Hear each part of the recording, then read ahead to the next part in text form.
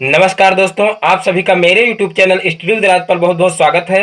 दोस्तों, आप सभी के बार बार कमेंट करने के बाद फाइनली हमने ये निर्णय लिया है कि अब मैं सेकंड सेमेस्टर मैथ की क्लास दोबारा पढ़ाऊंगा। जैसा कि आप सभी को पता होगा कि मेरे चैनल पर एक बार मैथ सेकंड सेमेस्टर का कोर्स समाप्त हो चुका है, तो आज से मैं मैथ सेकंड सेमेस्टर की क्लास पुनः शुरुआत करने जा रहा हूं। तो सभी स्टूडेंट सुबह 9 बजे की क्लास जरूर लें। अब डेली सुबह 9 बजे मैथ सेकंड सेमेस्टर का कोर्स बेसिक तथा एक्सरसाइज सॉल्यूशन पढ़ाया जाएगा और 11 बजे तथा 3 बजे की क्लास यथावत चलेगी, यानी कि सेकंड सेमेस्टर के इंपॉर्टेंट क्वेश्चंस तथा फर्स्ट सेमेस्टर के रिवीजन आज इसी समय पर कराया जाएगा। तो सभी लोग वीडियो शुरू से लेकर के अंत तक देखिए और यदि वीडियो पसंद आए तो वीडियो को लाइक करें और ये चैनल पर नए हैं तो चैनल को सब्सक्राइब करें। तो चलिए आज का वीडियो शुरू करते हैं। देखिए, तो पहला चैप्टर है 3 अंकों तक की संख्याओं का लघुत्तम समापवर्त एवं महत्तम समापवर्तक, यानी कि अभी तक हम लोग फर्स्ट सेमेस्टर में सिर्फ 2 अंकों का जो है लासा और मासा पढ़े हैं। यहाँ पर हम क्या 3 अंकों का लासा और मासा जो है पढ़ेंगे। तो यहाँ पर देखिए, इस चैप्टर के अंतर्गत हम किन किन बिंदुओं पर बात करेंगे और देखिए वो बिंदु आप लोग जान लीजिए और फिर उनके बारे में यानी कि विस्तृत जानकारी हम आप लोगों को देंगे। तो देखिए, जैसे पहला पॉइंट है अभाज्य संख्याएं, यानी कि अभाज्य संख्याएं क्या होती हैं, भाज्य संख्याएं क्या होती हैं। फिर तीसरा पॉइंट है सह अभाज्य संख्याएं, अपवर्तक या गुणनखंड, अभाज्य गुणनखंड, अपवर्त या गुणज, उभयनिष्ठ गुणनखंड या समापवर्तक, समापवर्त एवं उभयनिष्ठ अपवर्त। ये इतने पॉइंट हैं, यानी कि कुल मिलाकर के 8 पॉइंट। तो इन 8 पॉइंटों पर हम आप लोगों को विस्तृत जानकारी देंगे।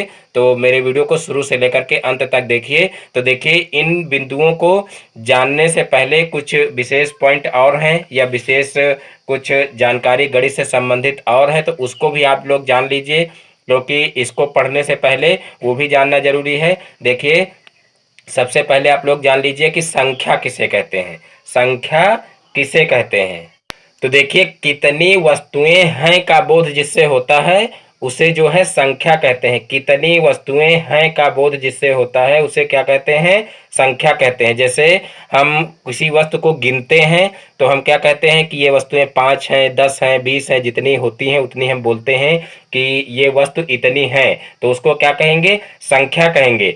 और फिर देखिए, संख्यांक किसे कहते हैं, तो उन संख्याओं को जिन संकेतों द्वारा व्यक्त किया जाता है उसे क्या कहते हैं, उसे संख्यांक कहते हैं। यानी कि जैसे हम कोई वस्तु गिन करके कहे कि ये वस्तुएं 5 हैं, तो वो क्या हो गई, 5 क्या हो गई, वो संख्या हो गई। लेकिन 5 को जब हम लिख करके इस तरीके से बताते हैं तो यहाँ पर देखिए, यानी कि संख्याओं को जिन संकेतों द्वारा लिखते हैं, तो यहाँ पर देखिए 5 को इस प्रकार से लिखा गया, तो ये क्या हो गया, संख्या अंक हो गया, यानी कि संख्यांक हो गया। तो देखिए, अब बात करते हैं कि प्राकृतिक संख्याएं किसे कहते हैं। तो देखिए, जो संख्याएं गिनने में प्रयुक्त होती हैं उन्हें प्राकृतिक संख्याएं कहती हैं। ये आपको परिभाषा याद रखनी है। प्राकृतिक संख्याएं किसे कहते हैं, तो जो संख्याएं गिनने में प्रयुक्त होती हैं उन्हें क्या कहते हैं, प्राकृतिक संख्याएं कहते हैं। और इसे जो है एन से प्रदर्शित करते हैं, इसे एन से प्रदर्शित करते हैं, या कह लीजिए कि कैपिटल एन से प्रदर्शित करते हैं। तो यहाँ पर इस रूप में इसको लिखा जा सकता है। और गिनने में देखिए कौन सी संख्याएं प्रयुक्त होती हैं, तो देखिए 0 गिनने में प्रयुक्त नहीं होता, यानी कि कोई जो है वस्तु आपको गिनने के लिए दिया जाए तो वहां पर देखिए वस्तुएं कुछ होंगी तभी आपको गिनने के लिए दिया जाएगा, तो वहां पर वो वस्तुएं 0 नहीं होंगी, यानी कि 1 से लेकर के अनंत तक कुछ भी हो सकती हैं। तो यहाँ पर देखिए, जो संख्याएं गिनने में प्रयुक्त होती हैं उन्हें क्या कहते हैं, प्राकृतिक संख्याएं कहते हैं। तो गिनने में कौन सी संख्याएं प्रयुक्त होती हैं, 1 2 3 डॉट डॉट डॉट, इसको अनंत तक हम कर सकते हैं। तो यहाँ पर देखिए ये हो जाएंगी प्राकृतिक संख्याएं। और इसे जो है प्राकृतिक संख्याओं को देखिए नेचुरल नंबर भी कहते हैं, इसीलिए इसको जो है कैपिटल एन से प्रदर्शित किया जाता है और ये 1 से लेकर के अनंत तक होती हैं। तो देखिए, संख्या किसे कहते हैं, तो आप लोग जान लीजिए कि कितनी वस्तुएं हैं का बोध जिससे होता है उसे क्या कहते हैं, संख्या कहते हैं। और इन संख्याओं को जिन संकेतों द्वारा लिखा जाता है या जिन संकेतों द्वारा व्यक्त किया जाता है उसे क्या कहते हैं, संख्यांक कहते हैं। और देखिए, प्राकृतिक संख्याएं क्या होती हैं, तो जो संख्याएं गिनने में प्रयुक्त होती हैं उन्हें प्राकृतिक संख्याएं कहते हैं। और इसे जो है या इन संख्याओं को कैपिटल एन से प्रदर्शित करते हैं और ये 1 से लेकर के अनंत तक होती हैं। अब बात करते हैं कि पूर्ण संख्याएं किसे कहते हैं। तो देखिए पूर्ण संख्याएं यानी कि जब हम n में यानी कि नेचुरल नंबर या कह लीजिए प्राकृतिक संख्याओं में जीरो को शामिल कर लिया जाता है तो उन्हें क्या कहते हैं, पूर्ण संख्याएं कहते हैं। पुनः एक बार जान लीजिए, देखिए पूर्ण संख्याएं किसे कहते हैं, जब हम प्राकृतिक संख्याओं में जीरो को शामिल कर लेते हैं तो वह पूर्ण संख्याएं बन जाती हैं। तो यही हो जाएगी पूर्ण संख्याओं की परिभाषा। और पूर्ण संख्याओं को देखिए W से प्रदर्शित करते हैं। इसको जो है अंग्रेजी में होल नंबर कहते हैं, तो इसीलिए इसको W से यानी कि होल का पहला अक्षर जो है वो क्या है, W है, तो इसलिए इसको W से प्रदर्शित करते हैं। और नेचुरल नंबर का पहला अक्षर क्या है, N है, इसीलिए इसको कैपिटल N से प्रदर्शित करते हैं। तो यहाँ पर देखिए पूर्ण संख्याएं क्या हो जाएंगी, W से इसको प्रदर्शित करेंगे। और इसमें देखिए प्राकृतिक संख्याओं में जब जीरो को भी शामिल कर लेंगे तो क्या हो जाएंगी, पूर्ण संख्याएं हो जाएंगी। तो यहाँ पर देखिए 0 1 2 3 डॉट डॉट डॉट ये अनंत तक संख्याएं होंगी। तो ये देखिए होल नंबर हो जाएंगे। अब इसमें से देखिए एक क्वेश्चन बनता है, एक नहीं दो दो तीन तीन क्वेश्चन बनते हैं। तो यहाँ पर वो क्वेश्चन आप लोग क्लियर कर लीजिए। देखिए सबसे छोटी प्राकृतिक संख्या कौन सी होती है, तो इसका आंसर आप तभी दे पाओगे जब आपको प्राकृतिक संख्या और पूर्ण संख्या में पूर्णतया डिफरेंस पता होगा कि क्या डिफरेंस है।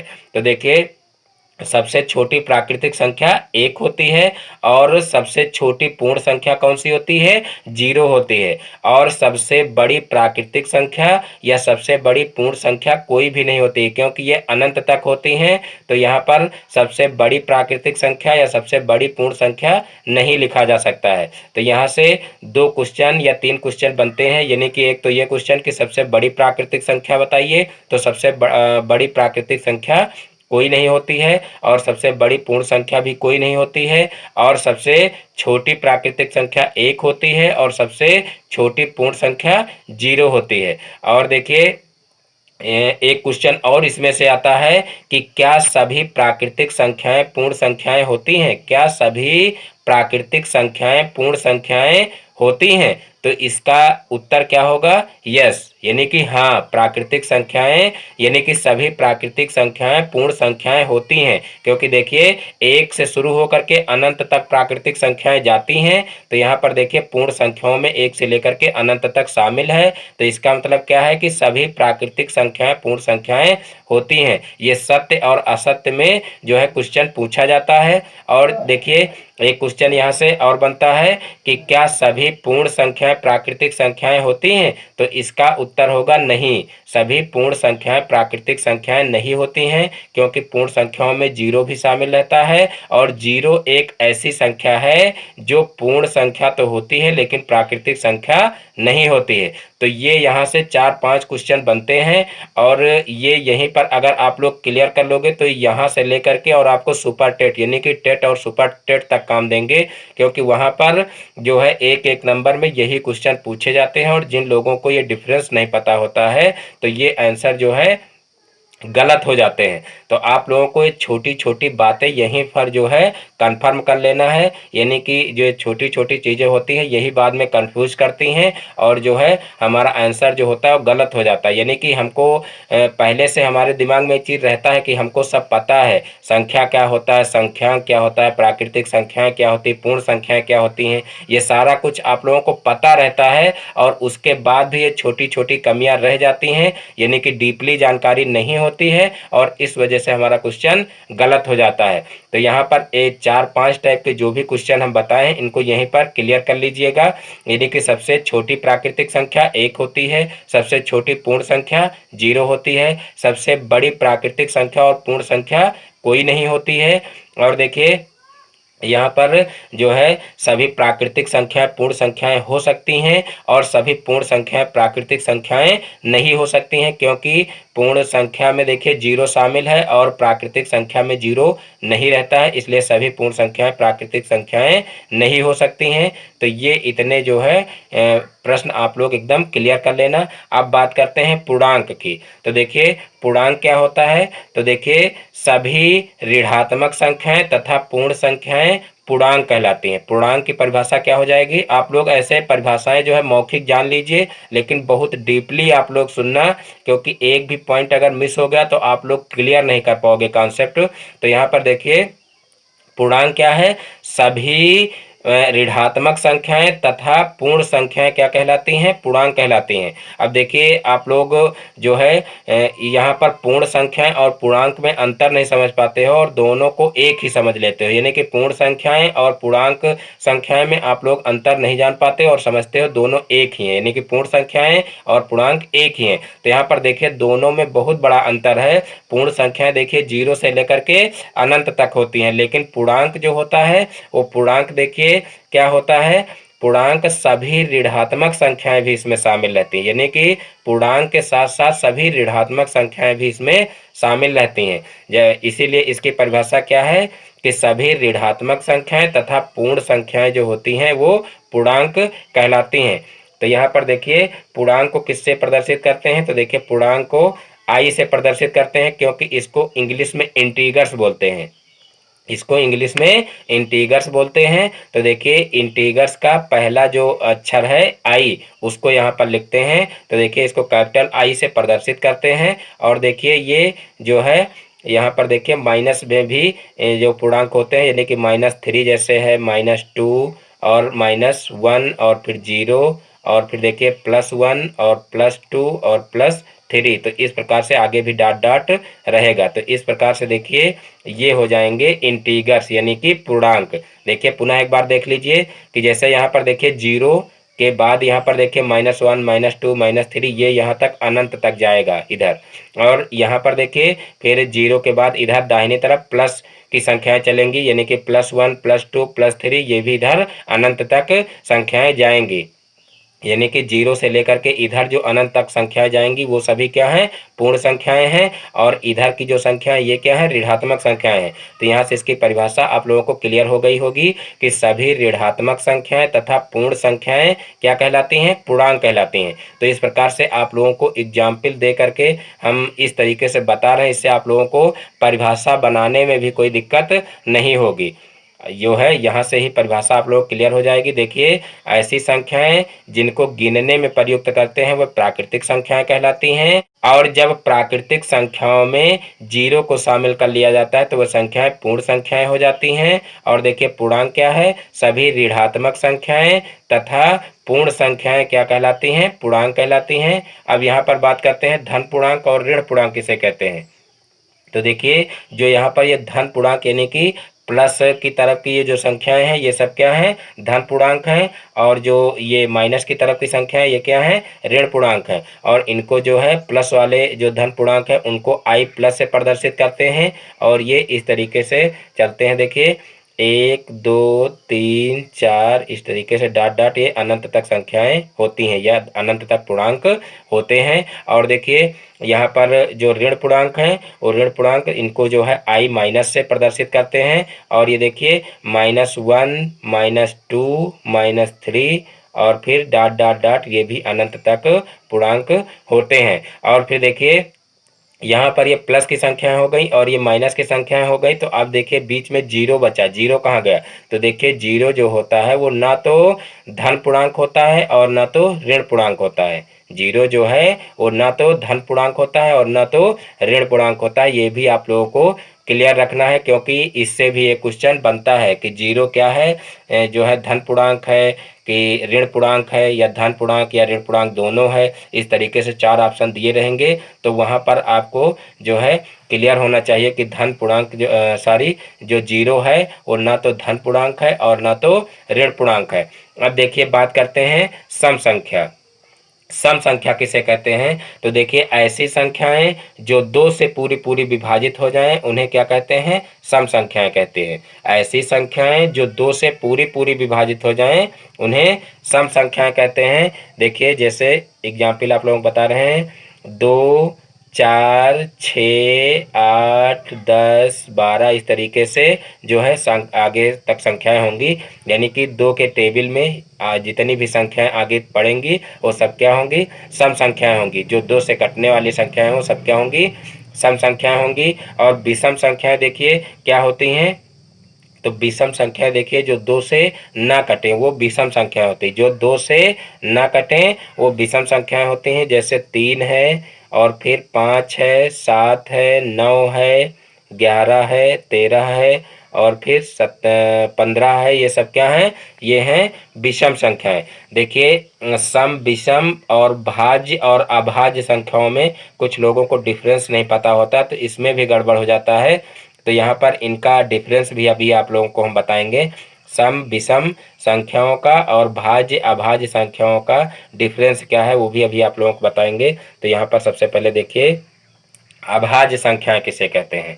अभाज्य संख्याएं किसे कहते हैं? तो देखिए एक से बड़ी प्राकृतिक संख्याएं, एक से बड़ी प्राकृतिक संख्याएं जो एक और अपने के अतिरिक्त किसी अन्य संख्या से पूरी पूरी विभाजित ना हो, अभाज्य या ऋण संख्याएं कहलाती हैं। यानी कि ऐसी संख्याएं जो एक और स्वयं के अलावा किसी अन्य संख्या से न कटें, वे क्या कहलाती हैं?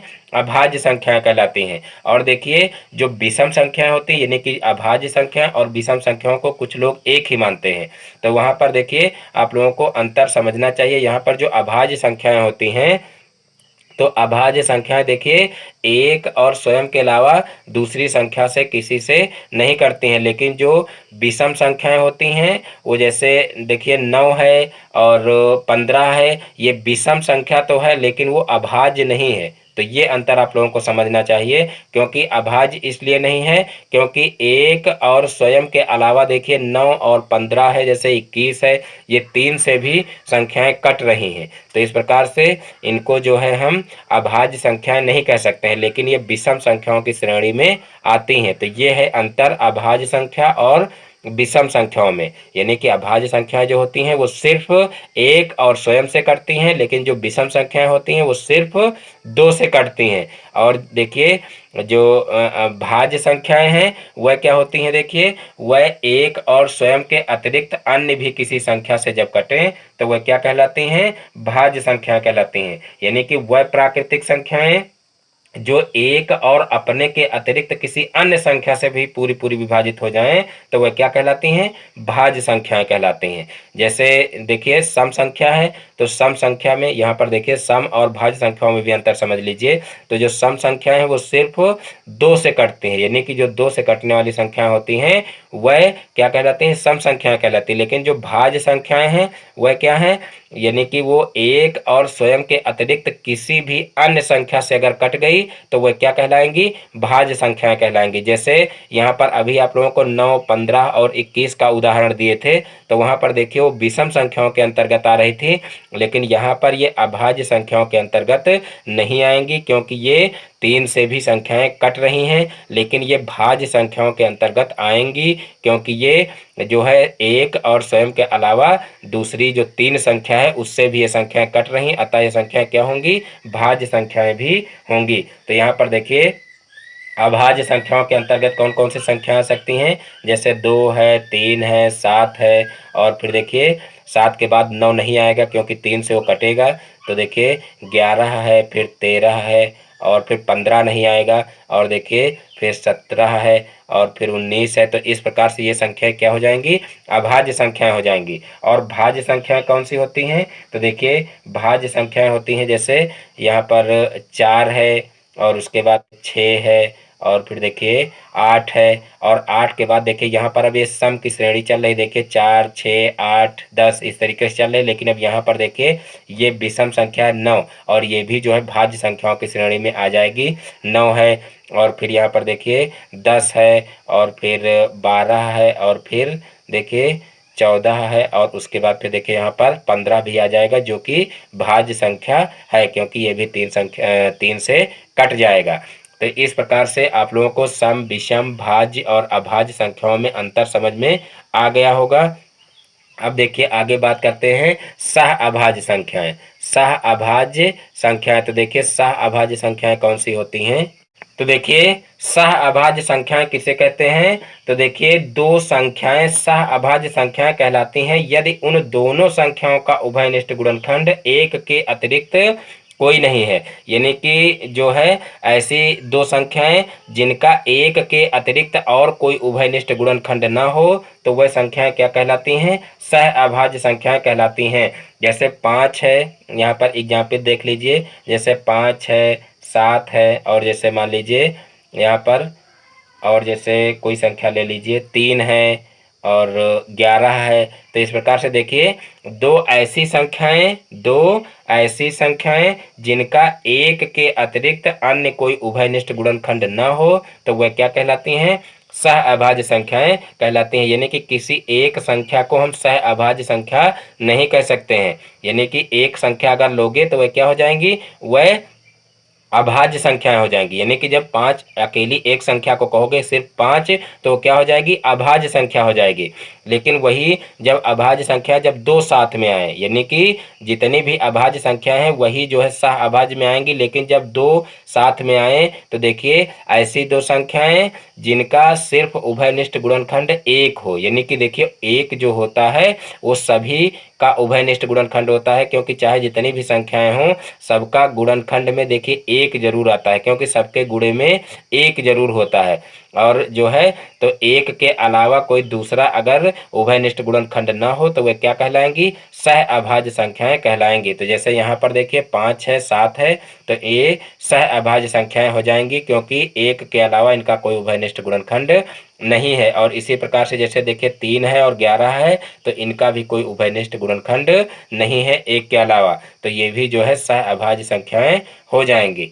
चलिए अब बात करते हैं अपवर्तक या गुणनखंड। अपवर्तक या गुणनखंड किसे कहते हैं? तो देखिए कोई संख्या यदि दूसरी संख्या से पूर्णतया विभाजित हो जाती है तब दूसरी संख्या पहली संख्या का अपवर्तक या गुणनखंड कहलाती है। जैसे 12 के अपवर्तक आपको जैसे ज्ञात करने हैं तो देखिए 12 जैसे लिखा गया तो देखिए 12 किन किन संख्याओं से कट सकता है?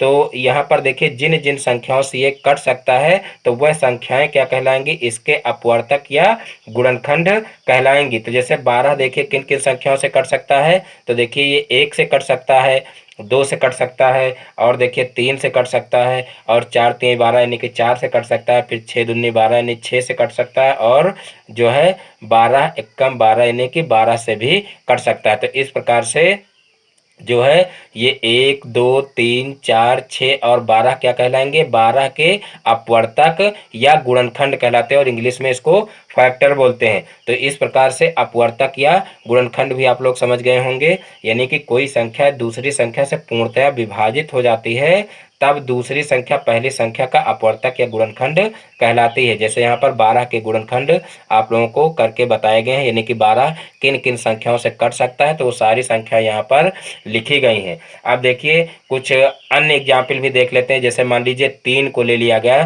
तो 3 के देखिए अपवर्तक या गुणनखंड क्या होंगे? तो देखिए 3 किससे कटेगा? 1 से कटेगा। यानी 1 जो है वो सभी का यानी कि सभी संख्याओं का अपवर्तक होता है, तो 1 जो है हर संख्या के अपवर्तक के रूप में लिख सकते हैं। तो यहाँ पर देखिए 1 हो जाएगा और जो है 3 हो जाएगा, यानी कि 1 और 3 के अलावा 3 किसी संख्या से नहीं कटेगा। और देखिए यहाँ पर जैसे 4 है तो 4 देखिए 4 के अपवर्तक क्या हो जाएंगे? तो 1 तो होगा ही, और फिर देखिए 2 से भी 4 कटेगा, 2 दूना 4 हो जाएगा, और फिर ये 4 से कटेगा। तो इस प्रकार से 1 2 और 4 इसके जो है अपवर्तक हो जाएंगे। इसी प्रकार से मान लीजिए 8 के अपवर्तक लिखने के लिए दिए जाएं तो देखिए 8 के अपवर्तक क्या होंगे? देखिए 1 होगा, फिर 2 होगा, फिर 3 से नहीं कटेगा, 4 से कटेगा, और फिर देखिए स्वयं जो है 8 से कटेगा।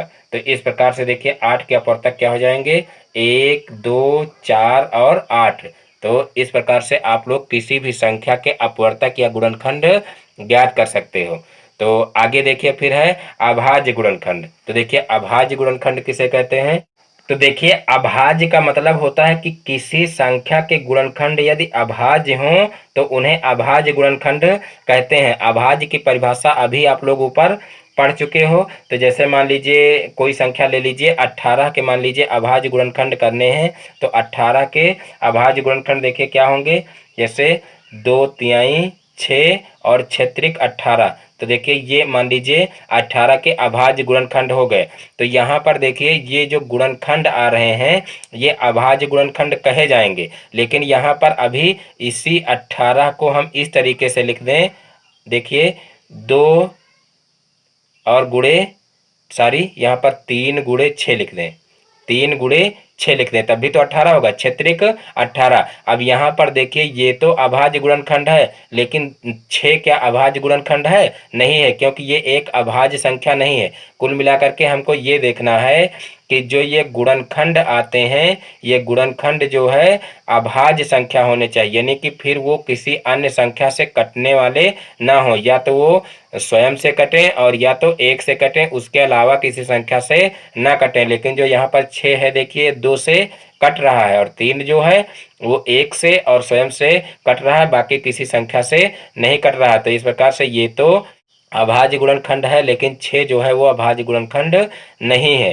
तो इस प्रकार से जो है अभाज्य गुणनखंड आप लोग समझ गए होंगे, यानी कि ऐसे गुणनखंड जो अभाज्य हों, यानी कि किसी अन्य संख्या से ना कटें, स्वयं और 1 के अतिरिक्त किसी अन्य संख्या से ना कटें, तो वह क्या कहलाते हैं? अभाज्य गुणनखंड कहलाते हैं। उसके बाद फिर देखिए बात करते हैं अपवर्त या गुणज किसे कहते हैं।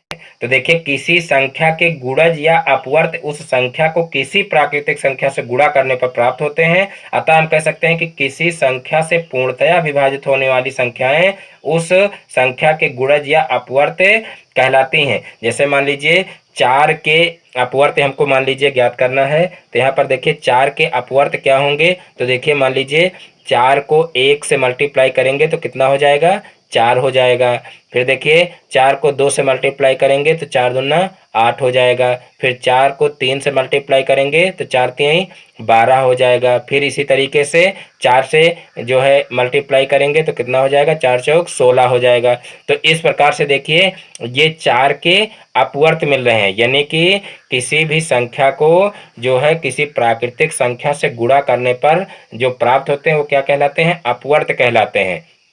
और देखिए अपवर्त्यों की संख्या निश्चित नहीं होती है, जैसे कहा गया कि 3 के अपवर्त लिखिए, तो इस तरीके से क्वेश्चन नहीं आता है कि आप 3 के अपवर्त लिखिए। आपसे ये कहा जा सकता है कि 3 के अपवर्तक लिखिए। तो देखिए अपवर्तक और अपवर्त में अभी तक मतलब नहीं समझे हो, इनका मतलब नहीं समझे हो तो मतलब आप लोग समझ लीजिए। अपवर्तक का मतलब होता है कि वो संख्या किन किन संख्याओं से कट रही है। देखिए यहीं पर इन दोनों कॉन्सेप्ट को क्लियर कर लीजिए, नहीं तो बाद में आप लोगों को बहुत ज़्यादा प्रॉब्लम जो है पैदा करेंगे, क्योंकि अपवर्तक और अपवर्त में बहुत ज़्यादा कन्फ्यूजन रहती है। तो देखिए अपवर्तक क्या है? तो अपवर्तक देखिए वह संख्याएं होती हैं, यानी कि किसी भी संख्या के अपवर्तक वह संख्याएं होती हैं जो उस संख्या को पूरी पूरी विभाजित कर दें, और जो अपवर्त होते हैं वो अपवर्त जो है उस संख्या को किसी संख्या से गुणा करने पर, यानी किसी प्राकृतिक संख्या से गुणा करने पर जो है प्राप्त होते हैं। यानी कि जैसे मान लीजिए 4 के अपवर्त ज्ञात करना है तो 4 8 और फिर 4 3 12 4 चौक 16, इस प्रकार से 4 की टेबल में जो संख्याएं पड़ेंगी 4 से लेकर के अनंत तक, वो सारी जो है संख्याएं क्या कहलाएंगी? वो 4 की अपवर्त कहलाएंगी। तो इस प्रकार से जो है आप लोग अपवर्तक और अपवर्त में अंतर समझ गए होंगे। देखिए यहाँ पर मैं एक चीज़ और क्लियर कर देना चाहता हूँ, और ये समझ लीजिए, एक ट्रिक समझ लीजिए, या जैसे भी आप इसको याद रख पाएँ मैं आप लोगों को बता दे रहा हूँ। देखिए अपवर्त और अपवर्तक में अगर आप कंफ्यूज हो तब भी देखिए क्वेश्चन जब पूछा जाएगा, इससे संबंधित जब क्वेश्चन पूछा जाएगा तो वहाँ पर मैं आप लोगों को एक ट्रिक बता दे रहा हूँ। उस ट्रिक के द्वारा आप तुरंत समझ जाएंगे कि अपवर्तक हमसे पूछा जा रहा है या अपवर्त लिखने के लिए पूछा जा रहा है।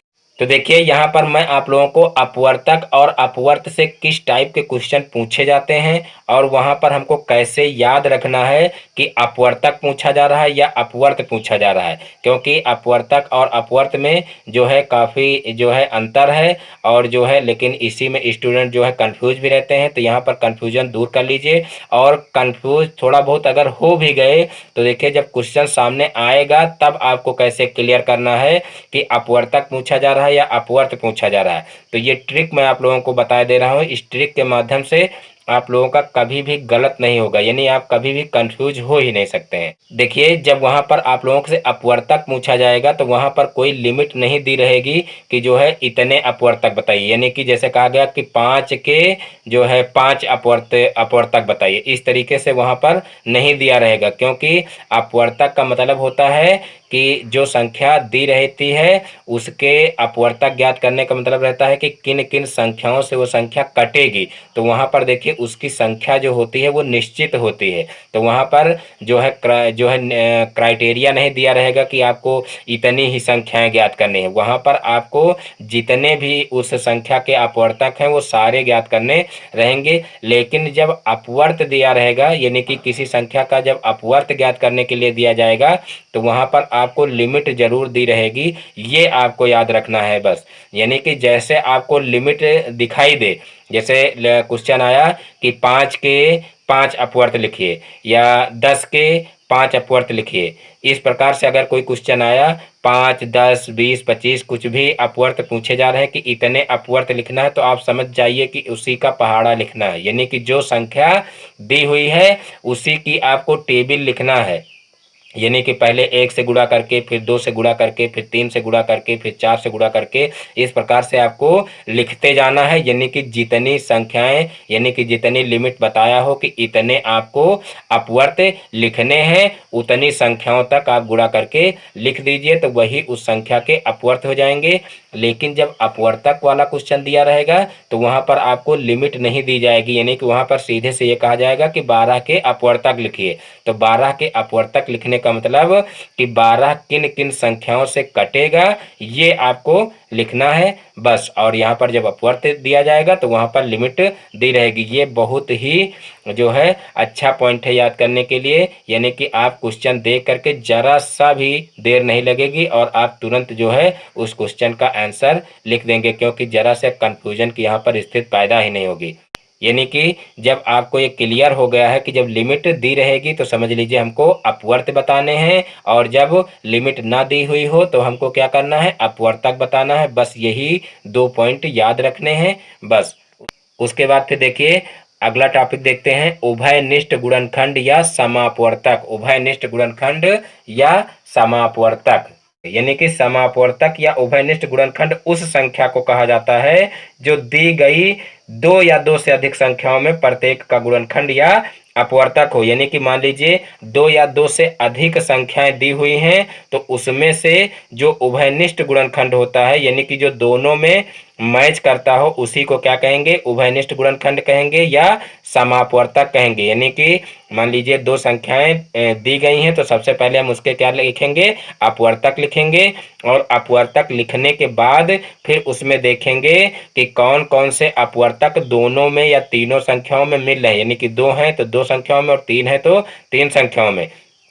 तो जो दोनों में संख्याएं मिल रही हो या दोनों में वो गुणनखंड मिल रहे हो तो वह क्या कहलाते हैं, उभयनिष्ठ गुणनखंड या समापवर्तक कहलाते हैं। जैसे एग्जाम्पल के तौर पर आप लोगों को बता दें, जैसे मान लीजिए 12 के अपवर्तक हम लिखेंगे तो देखिए 12 लिखेंगे। सबसे पहले 12 किन किन संख्याओं से कटता है तो देखिए 1 से कटेगा, 2 से कटेगा, 3 से कटेगा, 4 से कटेगा, और 4 के बाद देखिए फिर जो है 6 से कटेगा, और 6 के बाद 12 से कटेगा। तो इस प्रकार से देखिए ये 12 के अपवर्तक हो गए। और फिर मान लीजिए कोई संख्या ले लीजिए, जैसे मान लीजिए 16 ले लिए। अब 16 के अपवर्तक लिख लेंगे तो 16 देखिए 1 से कटेगा, और फिर 2 से कटेगा, और 4 से कटेगा, और देखिए 8 दूनी 16, 8 से कटेगा, और फिर 16 से कटेगा। तो इस प्रकार से देखिए ये 12 और 16 के जो है अपवर्तक हो गए। अब देखिए हमको सम अपवर्तक, सम अपवर्तक का मतलब सम मीन्स समान, और अपवर्तक तो यहाँ पर आप लिखे ही हैं। तो यहाँ पर देखिए ये 2 संख्याएं दी हुई हैं तो इन 2 संख्याओं में देखिए सम अपवर्तक यानी कि समान अपवर्तक कौन से हैं।